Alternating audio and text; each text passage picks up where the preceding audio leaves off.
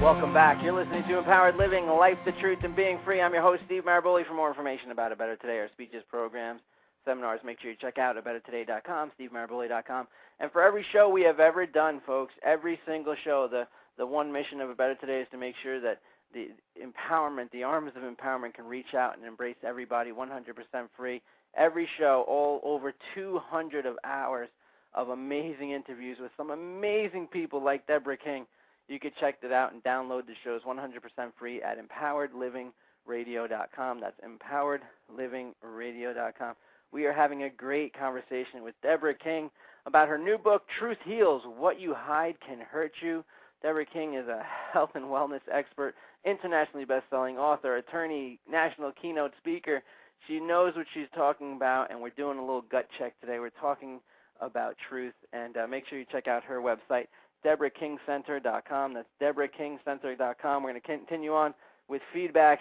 John in Rankin, Pennsylvania, writes, Steve, I am a long-time listener. Love the show. This is my first I am message. I have to be honest.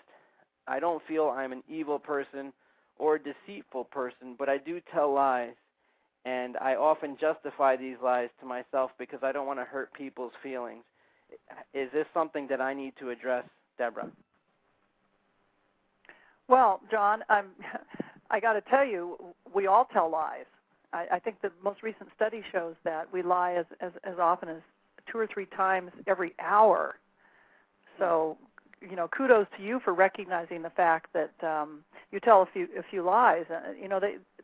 People often ask me, well, what about little white lies? Are they a problem? And I go, yeah, they are, because, you know, our excuse for that is always, well, we don't want to hurt somebody's feelings. But the fact is, it's a really slippery slope. And so little white lies, the next thing you know, you're telling some pretty good-sized whoppers. And again, remember, John, it's the lies we tell ourselves that matter the most. So, you know, what you might do is go to my website, truthheals.com, and take the truth quiz I have on the home page. It will really help you figure out just how truthful you are being with yourself. It just takes a few minutes. And you said that website was truthheals.com? Truthheals.com. Okay, I've been sending them to Deborah King. No, that's okay. They end up at the same place, but okay, cool. It's a fun little 10-minute exercise or less. This little truth quiz, and it really does help you figure out where the gaps may be for you. But we all tell lies. I mean, let's admit it. We all do. It's a part of I think that it's a part of growing, and I'm really inspired by these feedbacks, and I wish that we were both looking at them at the same time, Deborah, because a lot of people are saying what John says, and they're saying I'm trying to break free from the lying, the lying trend, even the small white ones. But I'll tell you how I did it, John. I kept a journal. I kept a little notebook with me. I'm big on these little notebooks. I've used them for all different kinds of things. But one of the things I did back in the beginning was I kept a little notebook, and I'd write down every time I told a lie, and it was an awesome experience because it was sometimes a dozen times a day. It's funny because when I say this kind of things, and I talk about living authentically and doing your best to not lie for any reason. I think it was Mark Twain that said, "He is truly free who can decline a dinner invitation without giving an explanation."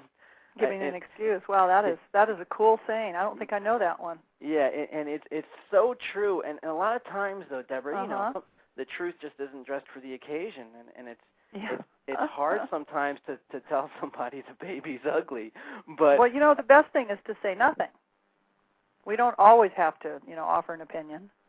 Right, but in a situation that people find themselves with, it could be any situation. Does this shirt make me look fat? What do you do? Do you Well, you might say, I like your black shirt on you better. Okay. So you can still keep the integrity of your comment. Absolutely, yeah. And I'm not big on confronting people. That's usually when we want to confront. It's usually what we're doing is we're projecting bad feelings we have about ourselves and inadequacies in ourselves that we don't want to work on. We project them out on other people.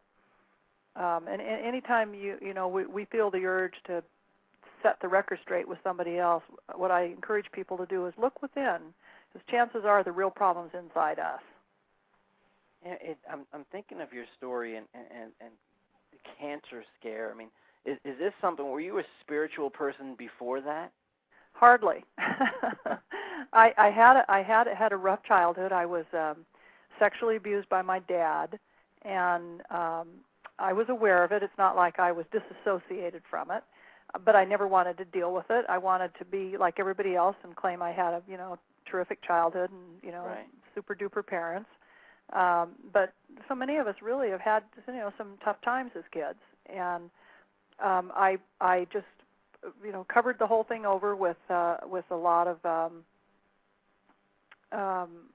acting out. I drank a lot. I raced around. I was pretty promiscuous, and then the next thing I knew, I had cancer.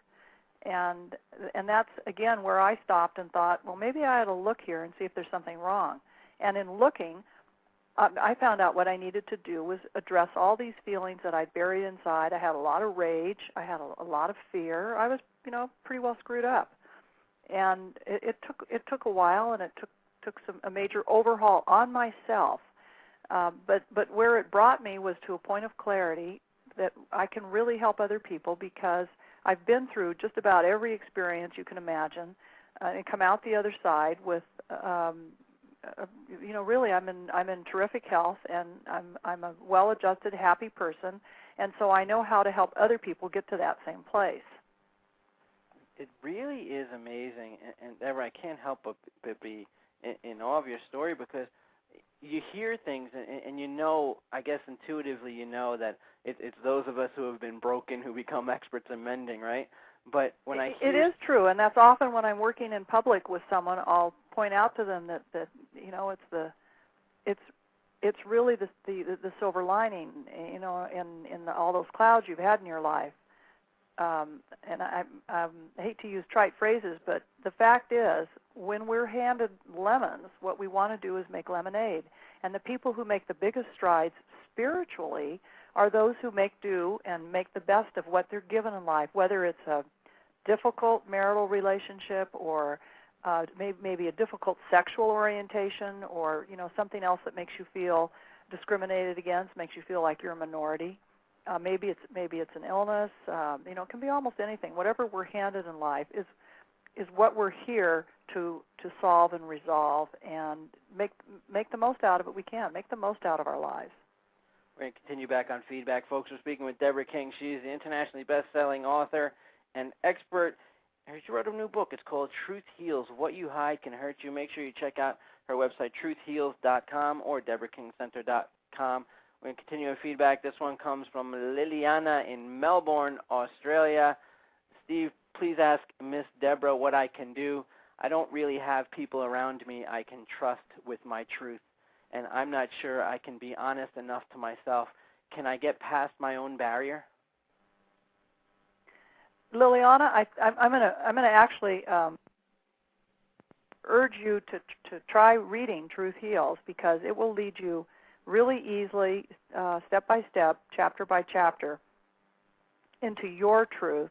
The chapters are easily divided, and they match up with parts of the body, which makes it kind of fun.